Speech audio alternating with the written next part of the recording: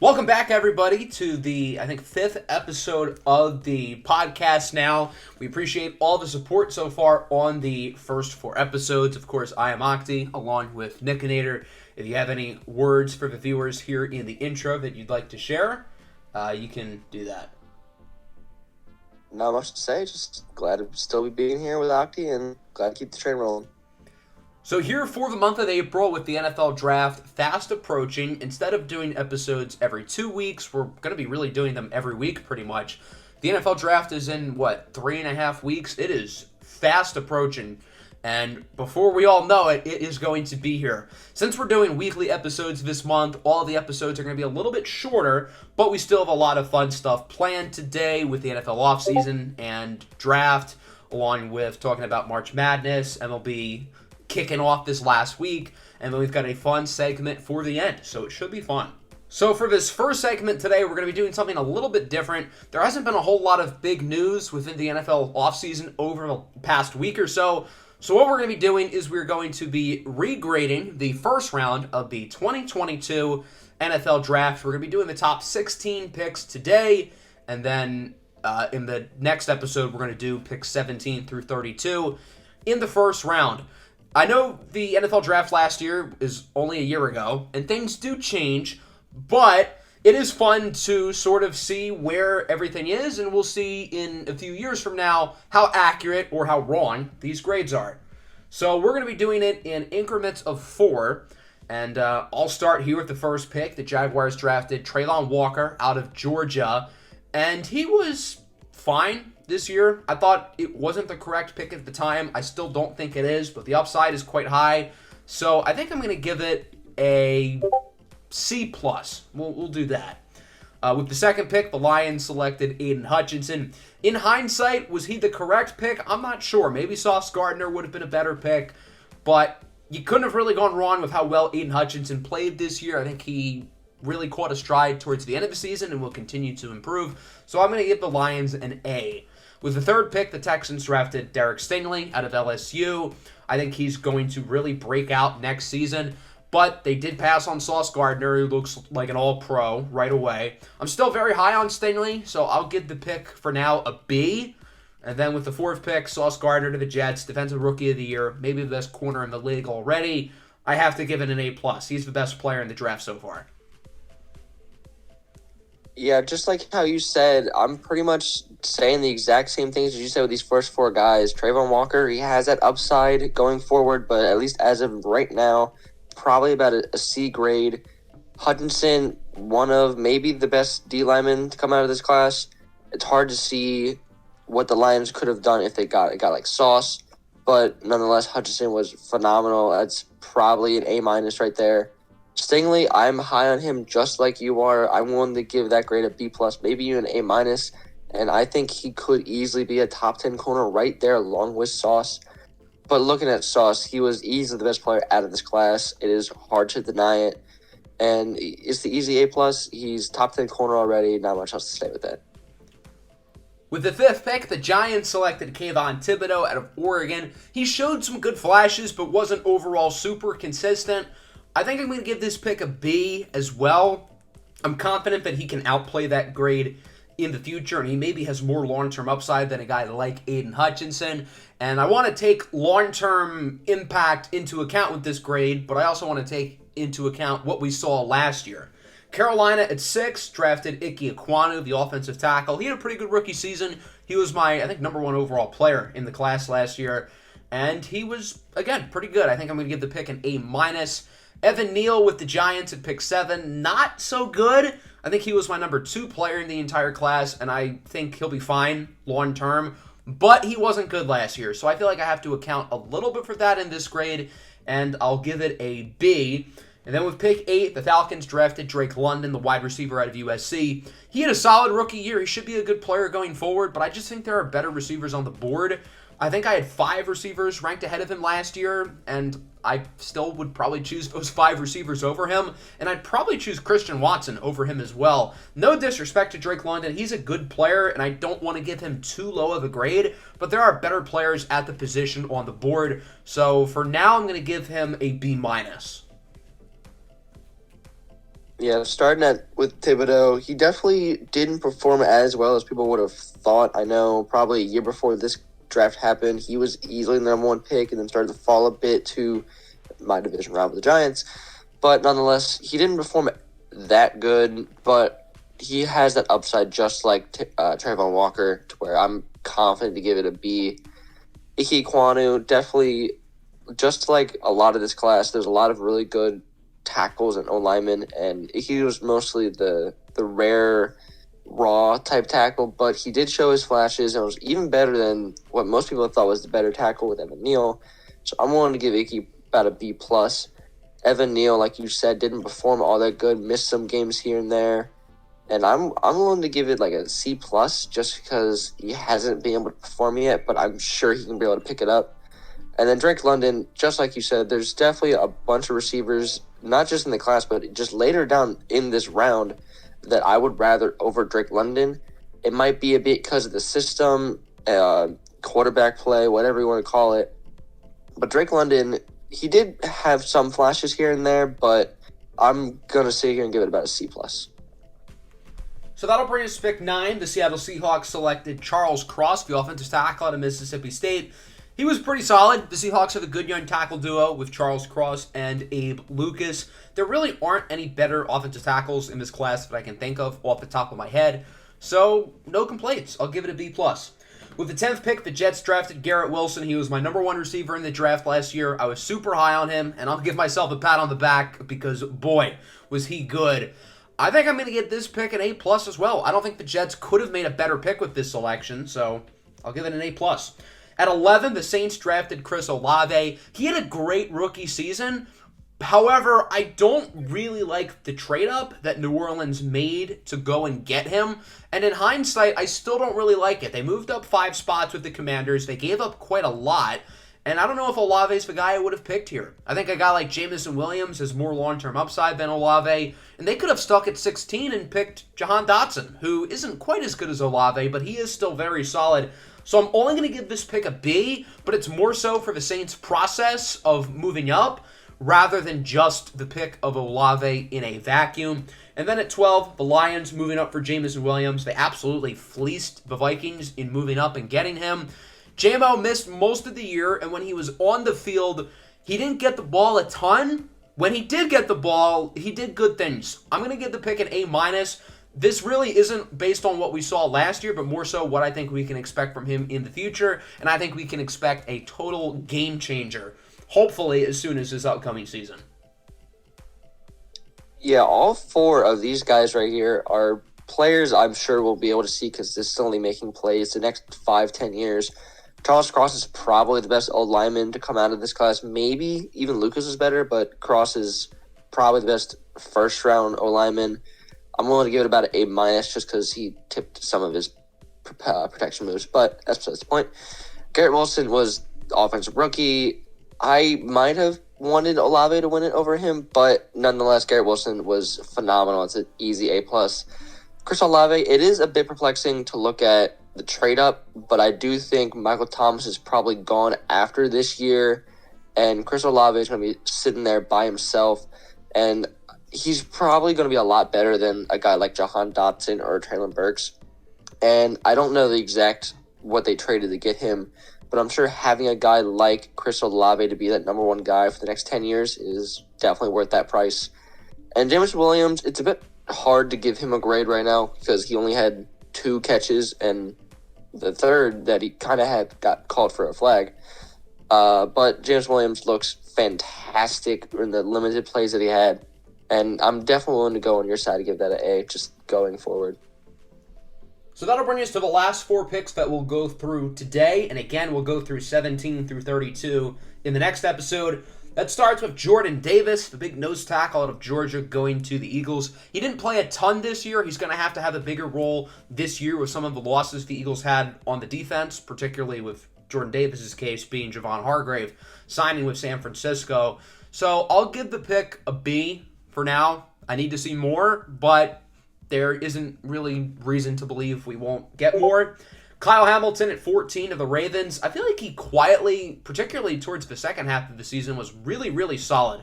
Positional value of safety, I get it. It's not great, but on the other hand, Kyle Hamilton's a really, really good prospect, so I'll give the pick an A-. I know I've given out all really good grades so far. It's just that I don't think any of these picks are all that bad, but that changes a little bit with pick 15, Kenyon Green, the guard out of Texas A&M.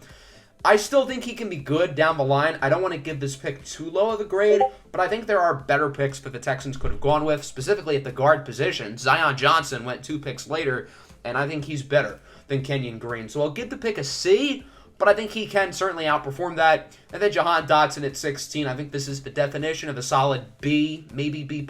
I'd probably say B. He was banged up a little bit last year, but he was really good. So I'll give it a B for Washington. Actually, I'll give it a B+ because they moved down and they got a good haul from New Orleans. Yeah, starting with Jordan Davis, I'm definitely willing to give this pick an A, at least for now. When Jordan Davis got hurt, the Eagles defense just became a, here you go, here's an open lane, go ahead and run. He was making that kind of an impact to where teams could not run on the Eagles defense on day one. And as soon as he was gone, our run defense became awful. We had to sign so many different veterans to try and fix that. And the fact that he has that kind of a presence day one was worthy of an A to me. Kyle Hamilton, it's a bit hard to say because he had some flashes and he also had some games where he was awful, looking at the Miami game. But even with the positional value, I'm willing to give it about a B+, just because I do think he'll be one of the better safeties in the next 5-ish years. Kenyon Green, it's a bit hard to grade guys like a lineman, but when Zion Johnson, who was objectively better than Kenyon Green, was 2 picks later, and even guys like Tyler Smith and Tyler Linderbaum, who maybe aren't as guard-like as Kenyon Green, but were a lot better than Kenyon Green, were even like 10 picks down the line, it's a bit hard, but I think I'm going to give it like a C- maybe. I'm not sure what the thought process was here.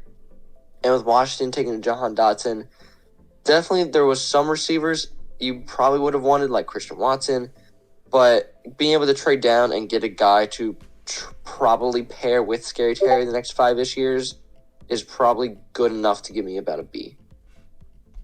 So there you go. Those are our regrades for the 2022 first half of the first round. And again, we'll do the second half of round 1 in the next episode. So now we're going to focus on this year's NFL draft. And today's position group that we're going to be looking at is linebackers, talking about a couple guys at the position who we do like. I will point out that the linebackers in this year's class are not great. I'm not sure if there's anybody who really should go in the first round. So it's a little bit harder to find guys that we like, but there are some good ones possibly down the board who could be pretty good. For me, I'll list a couple. Drew Sanders from Arkansas is intriguing. He originally was an edge rusher, went to Alabama, then transfers to Arkansas and changes his role. He had 10 sacks as an off-ball linebacker, mainly off of blitzes, so he's a little bit raw in terms of his ability in coverage, his ability as a run defender, but he is intriguing. He's got good size, good athleticism.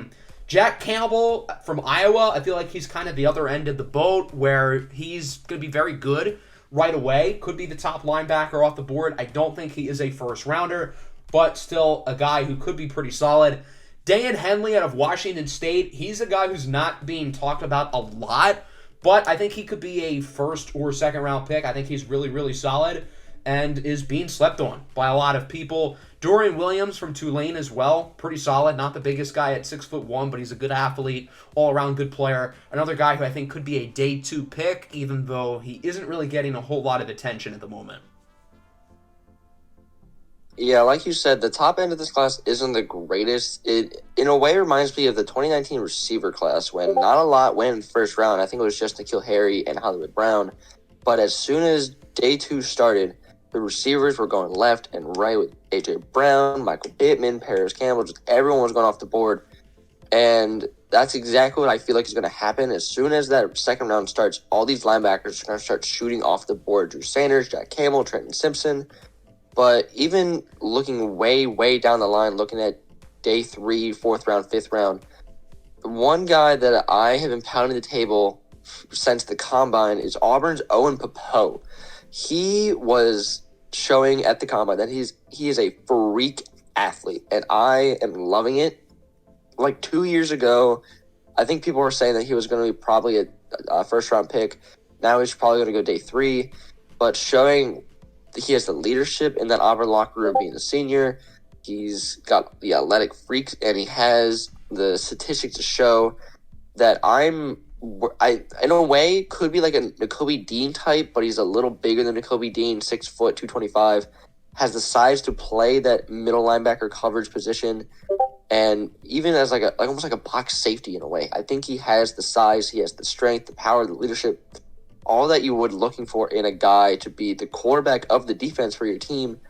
And then another guy who's almost like a mini Ompo, DeMarvion Overshown, a bit bigger, 6'3", 229.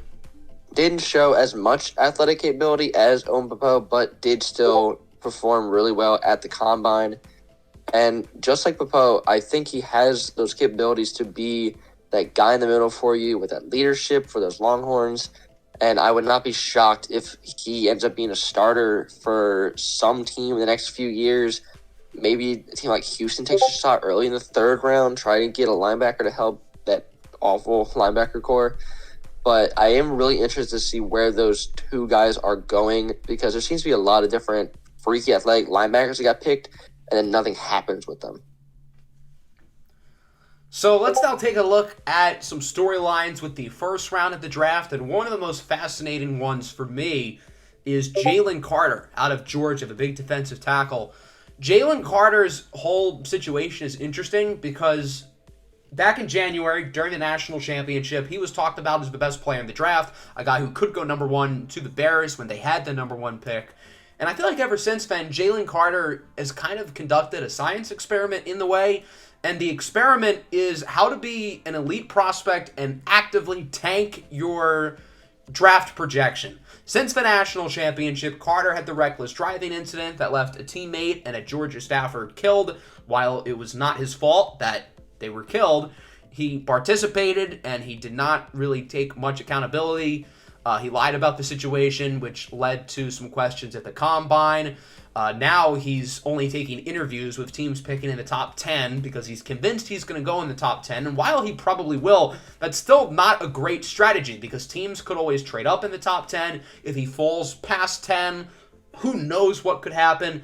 So this is a really interesting scenario. Kind of reminds me of 2016 with a couple of Ole Miss guys, Laramie Tunsil and Robert Nkemdiche. Tunsil's incident obviously came on draft night with the Bond video. He fell all the way to 13, which worked out very well for the Dolphins, considering they traded him for a bunch of picks, which turned into Tyreek Hill, Jalen Waddle, Bradley Chubb. It really worked out, but Tunsil was also the number 1 pick going into that draft cycle. His stock fell a little bit because of off-field questions during the pre-draft process, and then obviously that bombshell came out on draft night. And then his teammate, Robert Nkemdiche, the defensive lineman, was also at one point in time looked at as a top 5 pick, fell due to character concerns, still picked in the first round by the Cardinals, ended up not being all that good. But it's kind of a similar situation to those guys, and I'm really curious to see where Carter ends up. I think he could go as high as 5 or 6, but if he falls past 10, who knows? Maybe he sees a little bit of a free fall. Yeah, it's definitely going to be really curious to see where he goes when you get reports like the Las Vegas Raiders, who are known for having criminals on their team, have completely taken him off their board. But I don't think he's going to fall later than pick 12 to Houston. Realistically, he's probably going to go to top 10 still just because of that talent. And I don't think the character issues are as big as a guy like Nkemdiche or Larry Tunsil.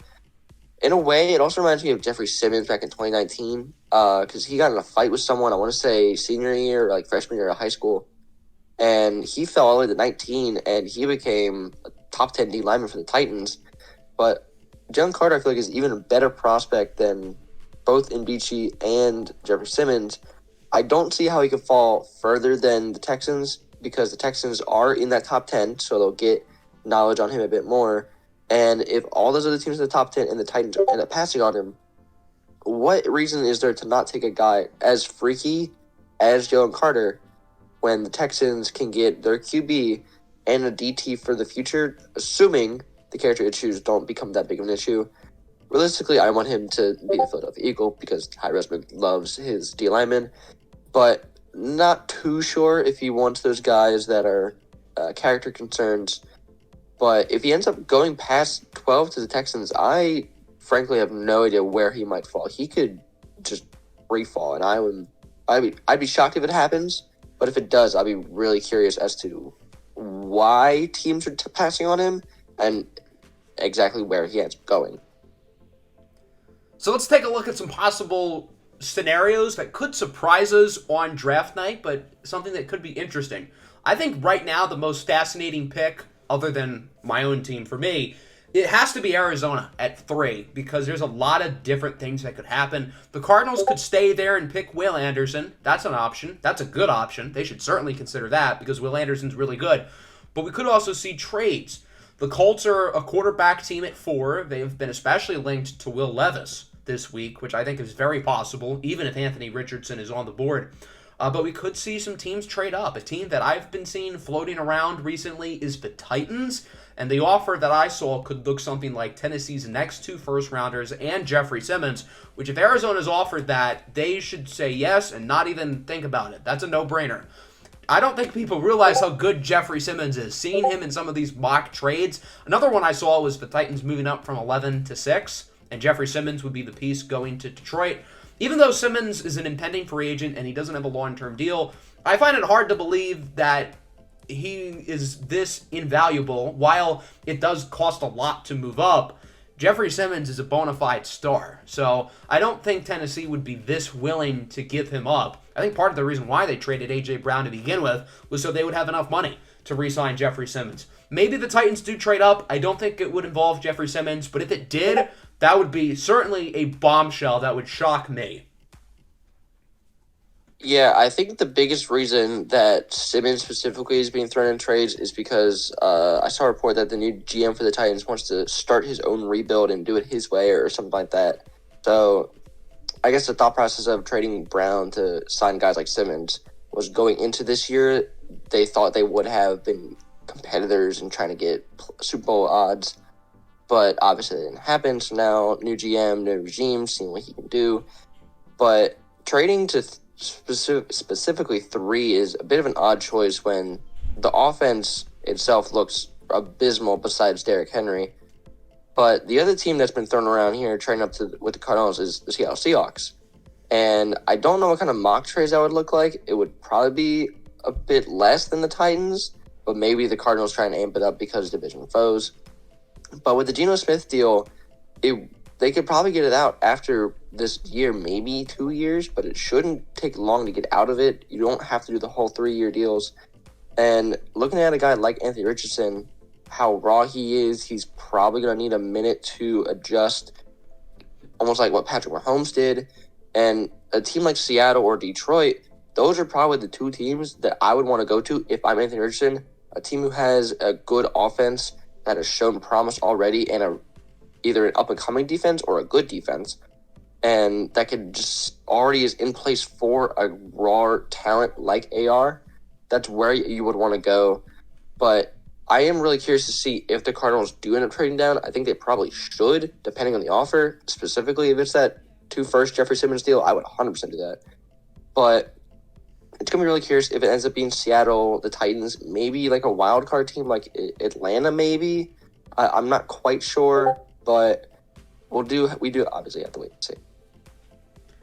So with that, let's shift our attention now to basketball with March Madness wrapping up and the NBA playoffs right around the corner. Last night, the NCAA March Madness tournament concluded. We had UConn beating San Diego State in the championship pretty convincingly after UConn and San Diego State made it by beating Miami and FAU in the Final Four, respectively, wrapping up what was, in my opinion, a really fun tournament with some crazy upsets, some crazy games. Obviously, the Lamont Butler buzzer beater for San Diego State to move on to the championship. But this was a really impressive run by UConn, a 4 seed. Since 2011, there have only been 3 teams seeded lower than a 2 who have won a championship, and that is 2011 UConn, 2014 UConn, and 2023 UConn. Common theme here, UConn, they always have these seasons where they're not great throughout the year, but they just turn it up in the month of March. UConn was really good early in the season. I don't think they lost a single non-conference game which is pretty impressive. They've always had the ability to go on this type of run. They were just inconsistent throughout the year, especially in conference play. But again, here in March, they picked it up, and they have obviously been fantastic. Adama Sanogo won the tournament MVP, and then you got guys like Jordan Hawkins, Andre Jackson, and all these other role players really coming up clutch. And UConn's a super deep team. They've got like 8 or 9 guys who get consistent minutes. Not a lot of teams can say that. So I think that kind of speaks to how UConn has built their roster this year, and it's certainly impressive to see a 4 seed like them make it there. There have been some people who have debated if UConn is a blue blood. With 5 titles in the last 25 years, that I think is enough to put them in the blue blood group with Kansas, Kentucky, Duke, UCLA, all of them, UNC as well. UConn isn't the most consistent program compared to those teams. They've had a lot of missed tournaments during this past 25 years, a lot of tournaments where they just weren't all that good. But 5 titles in 25 years is really impressive. Yeah, I started watching the game a bit later with work and whatnot. But when I came back to sit down and watch that game, San Diego State was down like 8-6, looking like they could make a comeback. And all of a sudden, it just looked like UConn just flipped a switch, and they were dominating offensively, defensively, getting turnovers, making San Diego State foul. And when they need to be, they will be clutch. Last episode, I talked about in a close situation, I want to see how UConn can perform, and they performed phenomenally, almost without any flaw. Sanogo with a double-double, he was fantastic, definitely worthy of that tournament MVP, and just a fantastic dominant run from UConn is out of any of the teams, it being UConn, the year the female UConn doesn't win it and the male UConn does, it kind of almost works out. But talking about if it's a blue blood or not, I think 5 titles in 25 years probably puts them in that conversation now, but We'll have to wait to see where they get seeded and how they perform it next year, because I am curious to see what happens after they win it. And they could bring a lot of guys back. Jordan Hawkins is probably going to the league, but Andre Jackson already said he's coming back. Adama Sanogo might still come back, which would be pretty crazy if he does, and I would expect a lot of those role players to come back, along with a good recruiting class, and who knows what they can do in the transfer portal. I mean, UConn has a new pitch to transfers and other recruits, that, hey, we just won a national title. We have a national title winning coach, so I think that'll make people want to go there for sure. Let's now look at the NBA. The regular season ends, I believe, on Sunday, and we will finally know everybody's seeds for the playoffs and play-in. And these battles for these last few spots, particularly I would say in the Western Conference, are really heating up. So looking at the Eastern Conference, we kind of have a good idea of what's going to happen. The play-in spots are still not entirely finalized, but I think it's pretty likely that we're going to have the Bulls, Raptors, and Hawks clinching those play-in spots, those final play-in spots, along with Miami or Brooklyn being 7. The West, I would say, is certainly a lot more compelling. There's still a number of teams still in the race. I think only 3 teams have clinched so far. Phoenix will definitely not get a play-in spot. They'll make the playoffs too. But really, other than that, between 5 and 12, those teams are all within 4.5 games of each other. Most teams have 2 to 3 games left. So I think at bare minimum, somebody like the Clippers, the Warriors, they'll get at least a play-in spot. They'll get probably 5 and 6 unless they don't collapse. But the Lakers are right on their tails. The Lakers are finally playing good ball. The Pelicans are right on their tails. The Lakers and Pelicans are only 1 game back of 5 and 6. And then for those final play-in spots, right now it's Minnesota and OKC at 9 and 10. I don't think Utah is going to be able to catch up. Dallas is just spiraling out of control. So I do think the teams currently in the top 10 in the West will be the 10 who get in. But I think the order of seeding certainly could change, and we could have ourselves some really interesting playoff matchups in the first round, especially with some of those teams at the bottom of the West. The Clippers, the Warriors, even the Lakers could absolutely give these top seeds, who are a little bit weak for top seeds compared to most years, a real run for their money. Yeah, I definitely agree that I think both East and Western Conferences, it's going to be the current top 10, that's going to be those 10 in the playoffs play-in spots. I am curious to see who's going to get that 6th seed between Brooklyn and Miami. I was looking at it a bit earlier. The Nets play 2 bad teams, and then they play Sixers and Minnesota. The Heat play 3 bad teams, and then the Sixers. So I am curious to see if Brooklyn can at least get 2 or 3 wins and then clinch that 6th seed to play the 76ers, because when you have a team like the 76ers in the playoffs, you never know what's going to happen. So when you're playing a team like Brooklyn, they're probably going to get past it, hopefully, praying. But if it's Miami, a team who's experienced in the playoffs and could easily pull off an upset like that, they could easily shake up the dynamic of these playoffs and the seedings if they get past the 3-seed Sixers. And then looking a bit like towards the Western Conference, Lakers finally figured out what they're doing, but I don't know if they're going to be able to make a run just because of how good those top 2 seeds are. The Kings have been dominant for a while, and I don't know if they have the manpower to get past those teams like the Suns or the Clippers, and I think the Warriors would be a bit too much to handle for them defensively. But it is going to be really curious to see what teams are going to be able to step up once the playoffs start, getting those kind of upsets. I already said the Heat. I definitely think the Warriors are currently at a 6 seed. They could jump up to like almost 4. But it would be definitely curious to see what those lower seed teams are going to be able to do playing against those higher seeds, the Nuggets, Grizzlies, Bucks, Boston, and specifically Sixers, because they always they always choke is what they do. So it should certainly be interesting to see how the playoffs unfold, the conclusion of the MVP race as well, which normally we know who's going to win by now, but we still don't. There's still 3 guys realistically in the race. Let's now look at baseball. MLB opening day started this past week, and we can give our thoughts there. The MLB season kicked off on Thursday, and we've already seen some really fun games, really interesting storylines so far. It hasn't been so fun for us, however, as your Phillies are the only team in all of baseball without a win, and my Tigers needed 11 innings to finally get a win yesterday. So looking at some interesting storylines so far, we're really seeing some young guys play well. Obviously, Adley Rutschman with the Orioles had that super big opening day. We had the hilarious blunder the next game, where the Orioles dropped the one fly ball, which single-handedly costed them the game. But we've had some fun moments so far. Trace Thompson, 3 home runs in 1 game for the Dodgers, the better of the Thompson brothers. And, of course, we traded him last summer for cash considerations, who hasn't exactly given us much of a major league impact up to this point, or ever, probably. But I also think, since we're only 4 games in for everybody, it's too early to really make any conclusions. That's just kind of how baseball is. Any team can win any series. Any team can win any game. That's why the MLB playoffs are so competitive, because a top seed like the Dodgers can always lose, as they normally do. And you have storylines like the Phillies, who get hot last year, making it all the way to the World Series. So I think it's way too early for really anybody to overreact. Look at the Nationals a few years ago. They were like 10 or 12 games under 500 at the end of May. They ended up winning the World Series. That's an extreme example, and chances are if you're 10 games under 500 by the end of May, you're not going to win the World Series. But I think it's way too early for anybody to really overreact, good or bad, through 4 games. Maybe at the end of April, I think that's when it's time that things are going really well or are going really poorly. That's when it's time to react. Yeah, it's all mostly an overreaction just because of how many games they play in the MLB.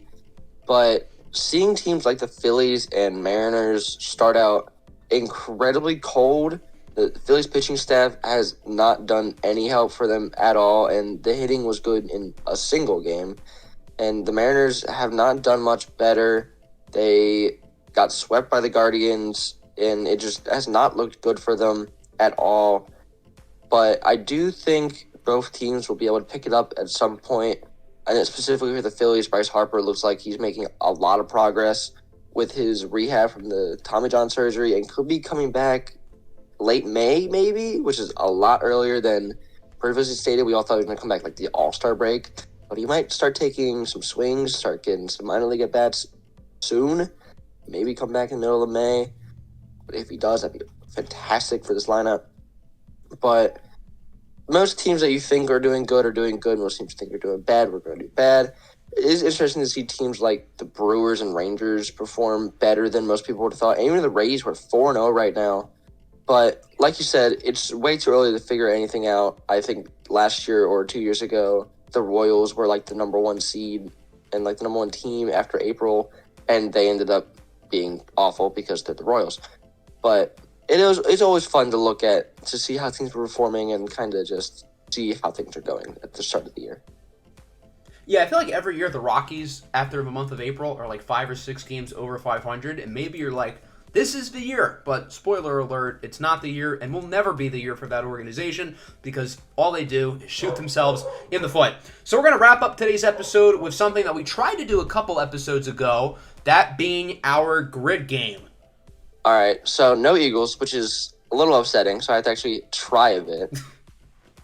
Okay. I see Dallas and Dolphins, and my brain thinks Tony Pollard because in every Madden thing I do, he gets traded to the Dolphins for whatever reason. But that's besides the point. Cowboys top 10 pick. Zeke was like the 5th, 6th pick, so Yeah, that's he was one. 4. Yep, I was close enough. Lombardi Trophy top 10 pick. Okay, who was a good player that Mahomes was 10. Yeah. Yeah, there you go. Problem solved. And then Bama and top 10 pick. Bryce Young doesn't count. He hasn't got picked yet. So, off the top of my head, why am I blanking on everybody? Why am I blanking on Bama? This should be like the easiest one.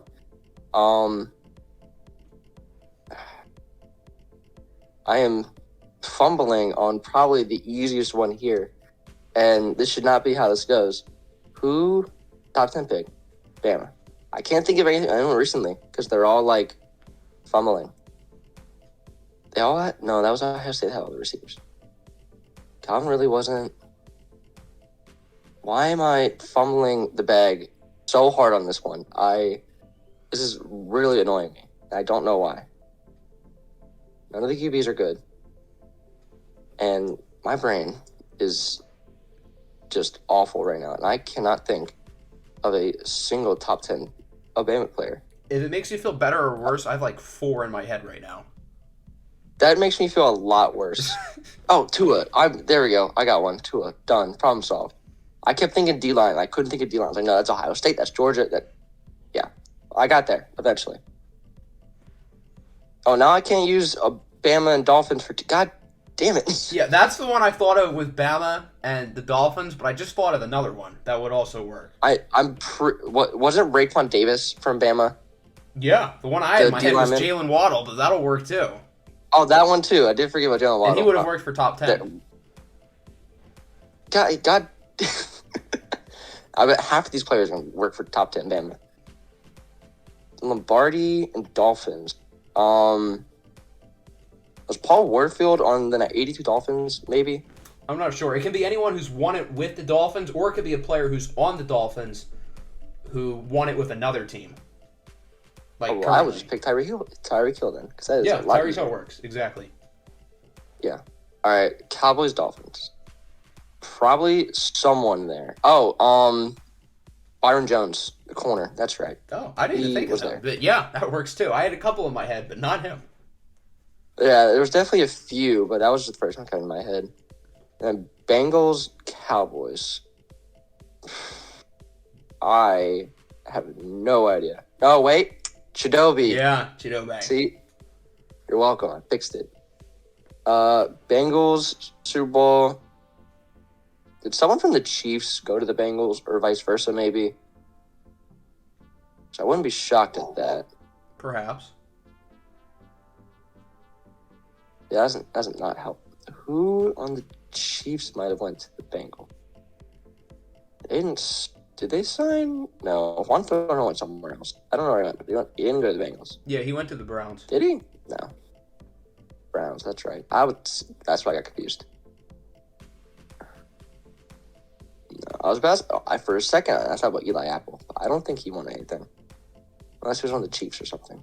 Yeah, he didn't. Yeah, I didn't think so. Thank God. I'll come back to that one, and then for Bengals, Bama. Who was Bama? T. Higgins wasn't.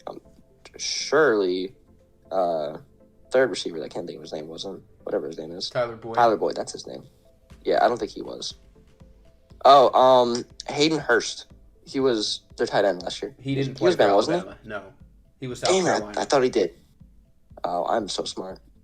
Um, there's probably like a D lineman because they always have D lineman that goes there. Yeah, there's a couple guys in my head And who work. yeah, that I had a feeling. Now my brain is just blanking on everything. Okay. I'm assuming Joe Mixon didn't. I don't think he Nope, did. he was Oklahoma. That's right. Maybe one of their old linemen was Jonah Williams, Bama? Yep. Haha. And when There's you said one. tight And end, I then- also thought of Irv Smith, who also works there. But Jonah Williams was the one I initially had in my head. Well, see, Irv Smith didn't work because I forgot he was a Bengal, and I also didn't know he went to Bama. So, was not getting that one. So But what? then You just have Bengals Bengals and Super Super Bowl. Yeah, it's just Bengals and Super Bowl.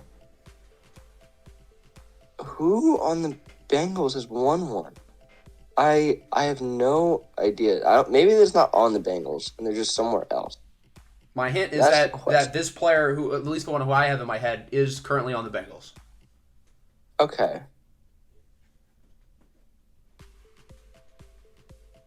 Oh, Orlando Brown. He Yep. just won one. That's Duh. the one. There we go. Easy. And That was pretty then good. Let me. That was a lot easier than the last one with Tyrell Williams or whichever Williams it was. All right, so now we have mine. Okay. Finals MVP, Pistons. Chauncey Billups won the Finals MVP, right? I should know that. Isaiah Thomas definitely did. Yes. So we can do Isaiah Thomas. Rookie Yep. of the Year. IT definitely won. Who would have won Rookie of the Year with us? Did Isaiah I Thomas have- win Rookie of the Year? I was gonna say Cade He Cunningham, did but not. he got robbed, so it's not him. I don't think it's anyone. I currently wrote on the down team. 3 players that have won Rookie of the Year for the Pistons. Did Grant Hill win Rookie of the Year? Grant Hill did win Rookie of the Year. Bang. And then Pistons and Jazz. Kelly Olynyk or Bojan.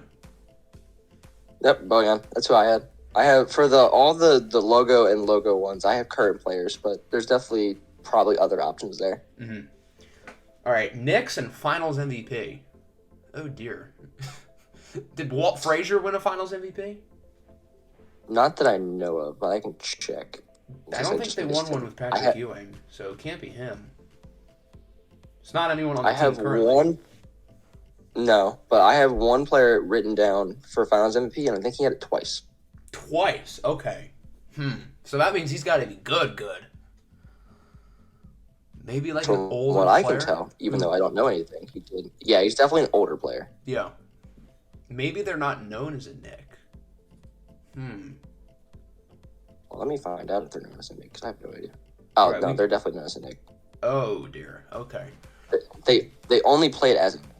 Oh. Okay. So this guy's really old. Yeah, this is Who's- 60s into early 70s. Who is the big that they had with Frazier? It wasn't Elvin Hayes. That's probably. Was it? I think that's probably the guy you're thinking of. Yeah, that's the guy you're thinking of. It's not Ellis Fraze. It's a different guy. It's on the tip of my tongue. I know it. It's not Patrick Ewing. It's before him. What's his name? It's not Dave. Dave DeBuscher? No, Okay, I didn't think so. We'll skip that one. I feel like I should know that. Rookie of the Year. Mhm. Oh, no, Melo didn't win it. No, he wouldn't work. nope. Could anyone recently have won it? I don't think so. No, I don't think anyone on their team currently did. Not like. No, not currently. I think the most recent wasn't that recent. Like, not even like 2000s recent. Patrick Ewing was the number 1 pick. He probably did win Rookie of the Year. He did. Okay, perfect. And then Knicks and Jazz. Who played for the Jazz? This one was really hard for me to figure out, at least for a current one. There Oh, might boy. be someone like previously that won it, but currently it took me a hot minute to find. But there is one currently, is what you're There saying. is one. They're not. He's not on either of these 2 rosters. Oh, boy. But he Okay. is around. He's around. So that, if he's been on at least 3 teams, he's got to be somewhat old. He's at least 30. I'll give you that. Oh boy. Okay. At least 30. Would Rudy Gay have ever played for the Knicks? I don't think so. I think that was one of the guys I checked. No, I don't think so. No. Yeah, he wouldn't work. I feel like there might be a guard who works.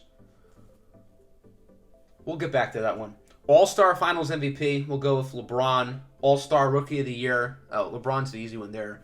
Let's go with... Why am I blanking? Did Anthony Davis win Rookie of the Year?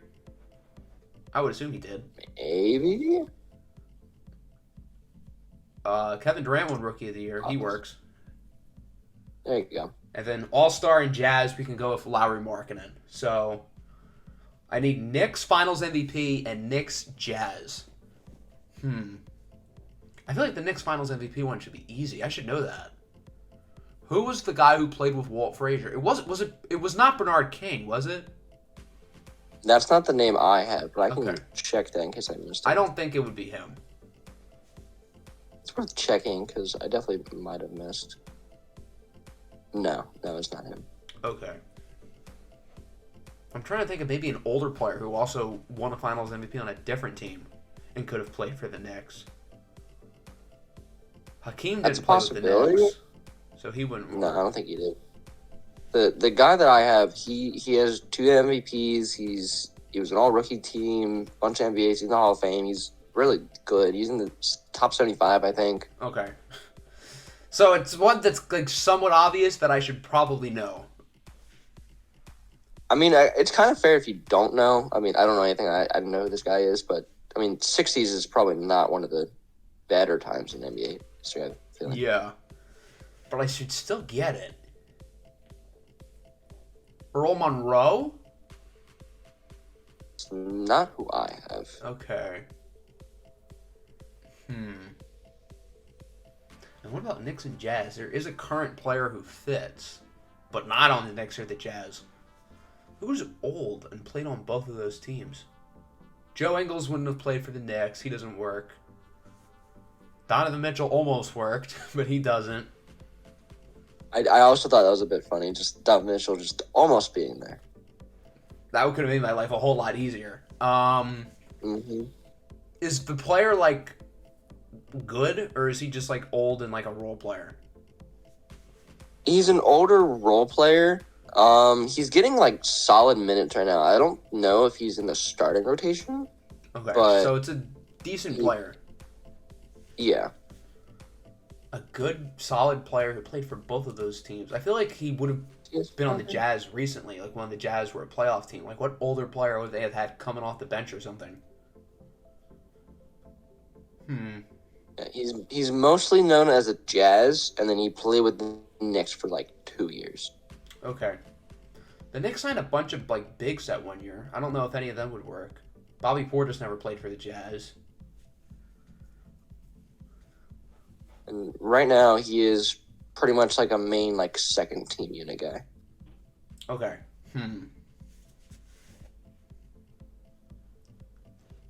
I should definitely get the Knicks and Finals MVP one. Going back to that, I feel like who could it be? Who was the guy who played with Walt Frazier? Why don't I know it? It's literally on the tip of my tongue. I know it. You've pretty much got it. It's just you don't remember the name.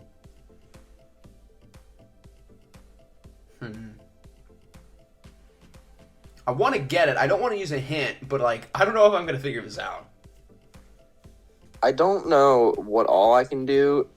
He was a big, mainly just a center, and I noticed about 5 minutes ago that he passed away within the past, like, month or two. Past month or two. Okay.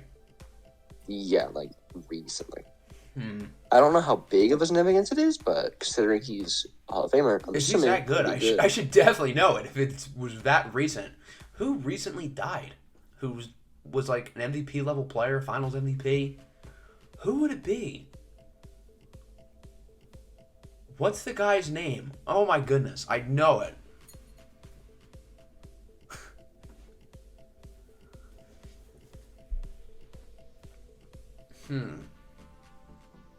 I don't know if this helps, but his nickname was the Captain, and then he wore 19. I don't know if that helps at all. No, I don't think maybe. that helps. The captain. Okay. There's also a Wolf. That's also what Basketball Reference says, but I'm assuming the Captain is just cooler. He played. Oh, that's his other. Yeah, I don't know whose nickname the Wolf. His other nickname. And he only played for the Knicks, right? Yep. Jeez.